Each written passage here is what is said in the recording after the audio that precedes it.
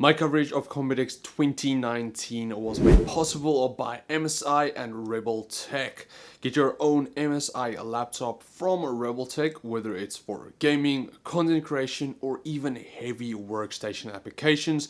There is one that will fit all your needs.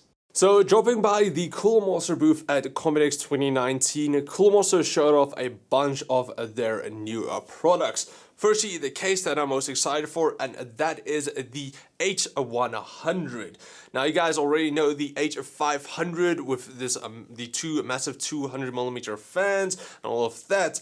This version is a mini ITX, so you're getting kind of the same design as the H500, but instead of two fans, you get only a single 200mm RGB fan. You're gonna get plenty of a mesh for your airflow, and then also it's gonna have a built-in handle to be able to carry it around, and it's in that really small form factor. I'm not sure on how many liters it is. It's not overly small, but it's still small enough for you to carry it around with a one hand. Also, form factor inside is you're not going to be able to fit a full-size GPU in there. You're going to have to go for something a bit smaller, but it still looks really nice. Next up, moving to power supplies, they did have some refreshes on their previous power supplies, but the main new one that they're working on is their Project Fanless. So Project Fanless is just like the name implies, using the GPU, using your power supply without a fan. However, you can also add a fan if you want to. So how it works is on the top of the PSU, you do get this fan mount where you can mount a fan if you wanted to. You can connect it to the PWM connector on that cage, and it will take the 650 watts to 1,000 watts if you do use your fan, of course. If you want silence, you don't have to add a fan. And also it is an 80 plus platinum rated power supply. So if you add just a fan, you get 1,000 watts out of that. That's pretty cool. If you want silence, of course, you can remove the fan, and it's going to be also a bit smaller. So that is their Project Fanless. But moving on to coolers, and firstly the air coolers. Moving on to the next one, they also had the Master Air Maker 3D VVC.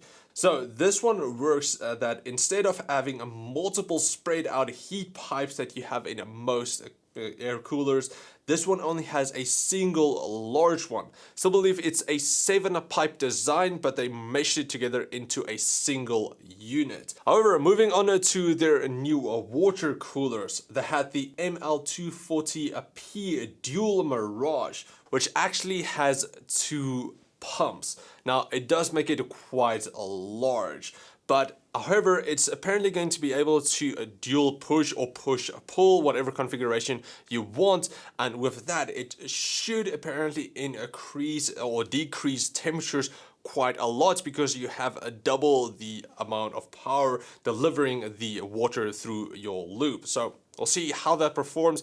Does look quite interesting as well. We'll just have to see if it's actually worth it compared to if you just get a single pump version. And finally, for the water coolers, they did also have the ML240P Vivid.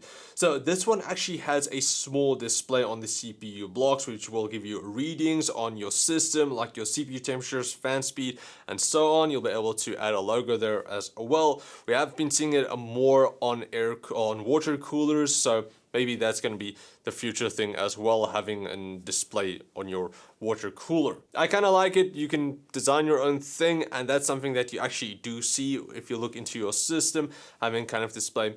It is quite interesting. Then just also mention they did have this cool new pump, which actually looks like a vortex, which drains the water. Now, not too much information about that. They're still working on it because it is quite loud as well. You don't really want that loud of a pump in your system. It does look quite cool. You can just imagine how it would look actually if you do have different liquids and all of that inside. So that is apparently also a pump they're working on. Then moving on to peripherals, and firstly their new mice. They had the MM831, which is their first wireless gaming mouse. So it's going to be able to run in 2.4 gigahertz plus Bluetooth. So you're going to have that option if you wanted to. It is quite light as well. It'll run a Pixar PMW3360 optical sensor. So you're going to get that top of the range sensor. It's also going to feature Qi wireless charging. So you can either put it on top of your mousepad if that features wireless charging, or on the pricing wise for this one, it's going to be around $100. Then next up, they also had the MM71. So this kind of resembles the same thing we've been seeing like from Final Mouse and then the Glorious O, where you have this more mesh-like design, which does decrease weight quite a bit. With the MM71, it only weighs in at 52 kilograms, and I believe that's the lightest one. I'll just have to check again. However, it does come with a PMW3389 optical sensor, which I also believe is a better sensor compared to the other ones, and it's going to cost around $60. So it's not really cheaper than like the Glorious O, but it looks like that, yeah. So you can also get it in white, black, and also RGB and non-RGB. Then moving on to the keyboards, the new one that they showed off was their new SK851, which is a low profile slim keyboard, more kind of meant for people who want productivity work. You can use it for gaming as well, but it's probably going to be more for creative people. So it's going to feature a low profile Omron mechanical switches. It's going to have a Bluetooth 4, it's going to have RGB as well, and it'll cost around $170. So it's not entirely cheap, but you will get it in either a white or black versions, and tapping on them, it did feel quite nice, still having that tactile feeling on the keys, which I personally did enjoy. Then finally, also getting into headsets, they showed off the MH630, the MH650, and the MH670. So the MH630 is going to be a $50 more budget range headset. It does still feel quite nice. It was a bit plasticky, but comfort-wise, it was pretty good, and it does look nice as well. The MH650 is going to be more of a mid-range, around $80. It's going to feature Virtual 7.1, and it's going to be USB powered. Still looks pretty cool. Then they also had the MH670, which is going to have 2.4 gigahertz wireless. So you're going to be able to run it in wireless and also in a wired mode, which is pretty cool as well. We're seeing a lot more wireless gaming headset, which I like. Now, unfortunately, it's not going to feature a Bluetooth. I would have liked that because it does have more of a basic design. So I would have liked it if I'd be able to use it out in public, or if I go somewhere that I'll be able to use it with my phone. However, that is unfortunately not the case. And also the 2.4 gigahertz receiver is quite large. It's nothing too massive, but it is larger than what I would have liked. Now the MH670 will feature also a Virtual 7.1 and will cost around $100. So still not too bad for a good, very comfortable, good sounding wireless headset.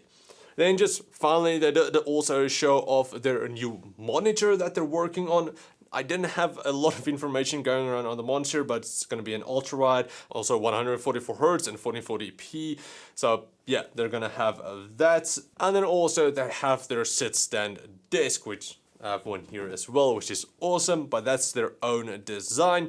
No word yet on how much it's going to cost. We're probably also not going to get it here in South Africa because it's going to be quite heavy, and shipping it over here is going to be crazy expensive. So looks cool. If you want to go all out Cooler Master, you will be able to. And they did have the chair and their mouse, or their floor mat and everything. So it did look quite cool. But that's pretty much it for our coverage of the Cooler Master booth at Computex 2019. I hope you guys enjoyed it. If you did, please like, share, subscribe, and comment like always. Also, a massive thank you to MSI and Rebeltech for sending me over to Computex. Without them, that would not be possible. So a massive shout out to them. But yeah, thanks for watching, guys, and I will check all of you next time. Cheers, guys.